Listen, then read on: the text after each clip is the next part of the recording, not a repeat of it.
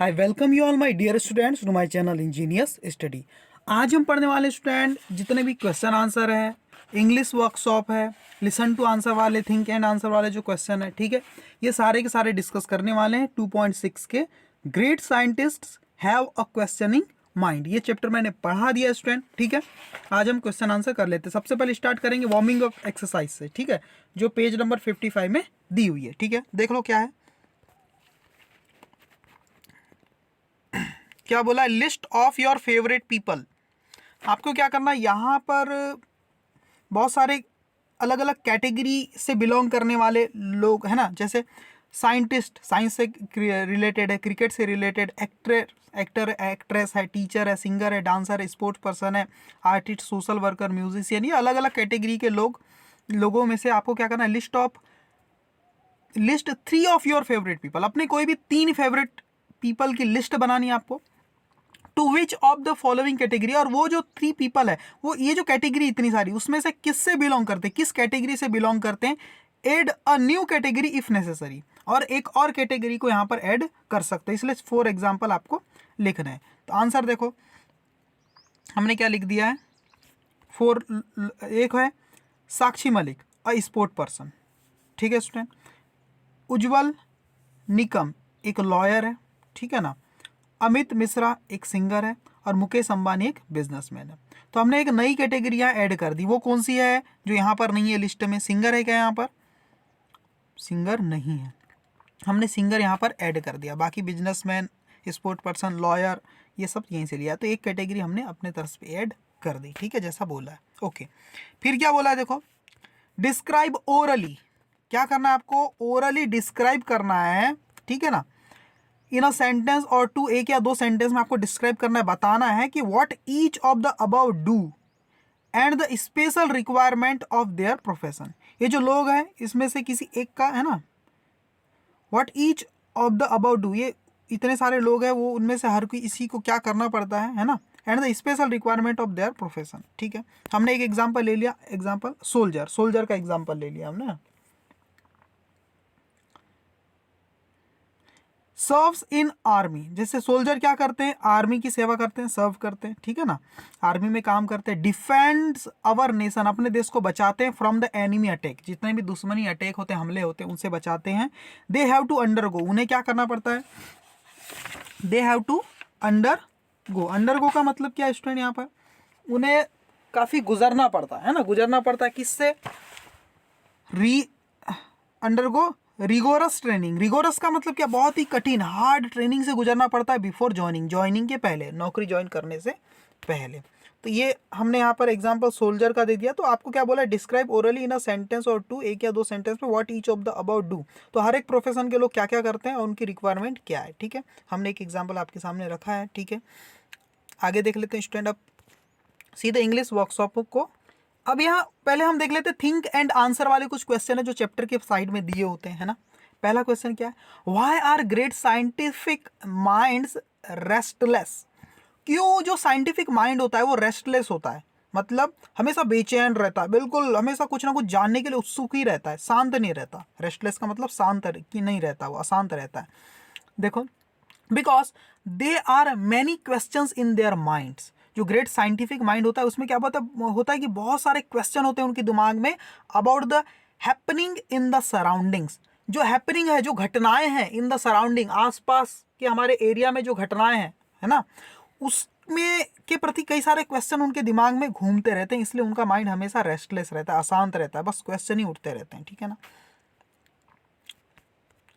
What Raman interested in arts, क्या जो रमन थे वो आर्ट्स में इंटरेस्टेड थे? No, he was interested in science, वो साइंस में इंटरेस्टेड थे, ठीक है ना। थर्ड क्या है, what does one have to do to prove a theory scientifically. जो साइंटिफिकली किसी थियोरी को प्रूव करने के लिए, है ना, व्हाट डज वन, किसी को हैव टू डू, हर किसी एक इंसान को, किसी को भी क्या करना पड़ेगा उसकी थियोरी को प्रूव करने के लिए। आंसर देखो, he has to conduct experiment. Theory का मतलब कोई सिद्धांत आपने दे दिया, कुछ बोल दिया कि ऐसा होता है, तो आपकी बात को नहीं माना जाएगा, प्रूव करना पड़ेगा। तो कैसे प्रूव करोगे? तो आपको क्या करना पड़ेगा, he has to conduct experiment, आपको कुछ एक्सपेरिमेंट करने पड़ेंगे इन द लैबोरेटरीज, लेबोरेटरीज में कंडक्ट रिसर्च, आपको रिसर्च भी करनी पड़ेगी, कुछ खोज, and research around himself and try to find the answers and search around himself, और अपने आसपास से सर्च करना पड़ेगा, and try to find the answer, अपने आसपास नेचर से अच्छे से ऑब्जर्व करने के बाद अपने आंसर फाइंड करने पड़ेंगे, आपको ये सब करना पड़ेगा, ठीक है। What won Raman the Nobel prize for physics in 1930? 1930 में ऐसी कौन सी चीज थी जिसकी वजह से नोबल प्राइज जीत गए? कौन? रमन जी, है ना, सीवी रमन। आंसर देखो, for his discovery of the Raman effect. कि क्यों मिला था उनको नोबेल प्राइज 1930 में? For his discovery of the Raman effect. उन्होंने एक रमन इफेक्ट की खोज की थी। रमन इफेक्ट क्या है? एक फिजिक्स का एक सिद्धांत है स्टूडेंट, ठीक है ना, ओके, एक प्रिंसिपल है फिजिक्स का। फिर तो देखो, Why was 28 February declared as national science day? 28 फरवरी को नेशनल साइंस डे क्यों डिक्लेयर कर दिया गया? आंसर देखो, because doctor Raman discovered the Raman effect on that day.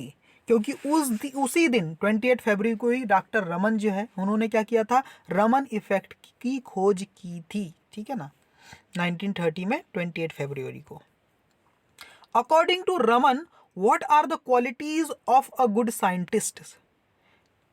एक अच्छे साइंटिस्ट की क्या क्वालिटी होती है ना, सीवी रमन जी के हिसाब से। आंसर देखो, क्या होती क्वालिटी एक अच्छे साइंटिस्ट की? Answer, they must search around two find answers. उन्हें अपने आंसर ढूंढने के लिए लेबोरेटरी के अलावा बाहर अपने आसपास एटमॉस्फेयर में भी सर्च करना चाहिए, सोचना चाहिए। Think independently and work hard. उन्हें स्वतंत्र रूप से सोचना चाहिए और कड़ी मेहनत करनी चाहिए। They must have a questioning mind with scientific outlook. They must have a questioning mind, उनका होना ही चाहिए, मस्ट है मतलब उनका होना चाहिए, क्या होना चाहिए? क्वेश्चनिंग माइंड होना चाहिए उनके पास, विद साइंटिफिक आउटलुक, एक साइंटिफिक आउटलुक के साथ, मतलब साइंटिफिक साइंस के नजरिए से ही चीजों को देखते जाएं, है ना, उसके पीछे का लॉजिक जानने की कोशिश करें, ऐसा उनका क्वेश्चनिंग माइंड होना चाहिए, ठीक है ना। अब हम देख लेते हैं इंग्लिश वर्कशॉप क्या कुछ दिया हुआ है स्टूडेंट, ठीक है, क्या बोला है देखो। Prepare a life sketch of doctor CV Raman based on this lesson. इस लेसन के हिसाब से उनकी जिंदगी की जो स्केच है वो बताना है, मतलब कि जिंदगी में क्या क्या अचीव किया उन्होंने, वो सब एक छोटा सा इंट्रोडक्शन लाइफ से रिलेटेड वो हमें बताना है, ठीक है। देखो, स्क्रीनशॉट ले सकते हैं आप। Doctor CV Raman was born in Tiruchirappalli in the year 1888, ठीक है। He was a bright student right from the start, एकदम शुरू से ही, राइट फ्रॉम द स्टार्ट मतलब एकदम शुरू से ही वो क्या थे? एक ब्राइट स्टूडेंट थे, मतलब शार्प बुद्धि वाले, तेज दिमाग वाले, ठीक है ना। He was fascinated by colourful things, वो कलरफुल थिंग्स के प्रति बड़े क्या थे? आकर्षित थे, फैसिनेटेड थे, इंटरेस्टेड थे। He was interested in optical science and acoustics. Optical science मतलब लाइट से रिलेटेड जो साइंस होती, अकॉस्टिक्स का मतलब क्या होता है? साउंड से रिलेटेड जो साइंस होती है, ठीक है ना। ही believed, he delivered a lecture in London. कहाँ डिलीवर किया था लेक्चर? उन्होंने लंदन में दिया था, है ना। He began to wonder about the colour of the sky. He began to wonder about the colour of sky, मतलब कलर जो है स्काई का, उसको देखकर उनके मन में आश्चर्य उत्पन्न हो गया था कि इसका भी आसमान का कलर भी नीला, पानी का भी कलर नीला। He was elected fellow of the royal society, कब? 1924 में, for his contribution to the science of optics. जो प्रकाश, लाइट के प्रति, जो ऑप्टिक्स के प्रति जो साइंस में इंटरेस्ट था, उसी लिए उन्हें रॉयल सोसाइटी 1924 में जगह मिली। He announce the Raman effect in 1928। 1928 को रमन इफेक्ट उन्होंने अनाउंस किया था, और he won the Nobel prize for physics 1930, और उसी के लिए उन्हें 1930 में फिर नोबेल प्राइज भी मिला, ठीक है। आगे क्या क्वेश्चन है वो देख लेते हैं। Find the music instrument mentioned in the passage. जो पैसेज में दिया है आपके चैप्टर में वो क्या है? मृदंगम। क्या है वो? Mridangam. List the scientific term used in this passage. इस पूरे चैप्टर में जो साइंटिफिक टर्म यूज हुई वो क्या है? ऑप्टिकल साइंस, अकॉस्टिक्स है ना, परक्यूजन फिजिक्स में, मॉलिक्यूल्स हो गया, ऑप्टिक्स है, केमिकल कंपाउंड्स है, रमन इफेक्ट है, ये सारी चीजें यूज हुई है। ये आपका प्रोजेक्ट है। क्या है प्रोजेक्ट में? देखो, क्या बोला है प्रोजेक्ट में? फाइंड द म्यूजिकल, ये भी हो गया। लिस्ट द साइंटिफिक, ये भी Google the information about any, हाँ ठीक है। आपको क्या करना है स्टूडेंट, गूगल द इंफॉर्मेशन, यानी गूगल पे सर्च करना है इंफॉर्मेशन को अबाउट एनी 5 इंडियन साइंटिस्ट, किसी 5 इंडियन साइंटिस्ट के बारे में, यूजिंग द फॉलोइंग पॉइंट, ठीक है ना। तो ये चार्ट आपको ऐसा बना लेना है, ठीक है। और अब सर्च करके आपको लिखना है यहाँ पर, उनका प्लेस ऑफ बर्थ भी लिखना है, discovery, innovation, awards and honours, ये काम आपको खुद से करना है जी, ठीक है स्टूडेंट। अब लैंग्वेज स्टडी वाला पोर्शन है वो हम देख लेते हैं स्टूडेंट बहुत ही अच्छे तरीके से, ठीक है। देखो लैंग्वेज स्टडी में क्या दिया हुआ है, देखो student, a sentence is a group of words that expresses a complete idea. जो सेंटेंस होता है स्टूडेंट वो क्या होता है, एक कंप्लीट आइडिया का मतलब उसका एक सही एक मीनिंग निकलता है ना। सेंटेंस का एक पूरा मीनिंग निकलता है, वो सेंटेंस किसी को कहेंगे तो उसे कोई चीज समझ में आएगी, है ना।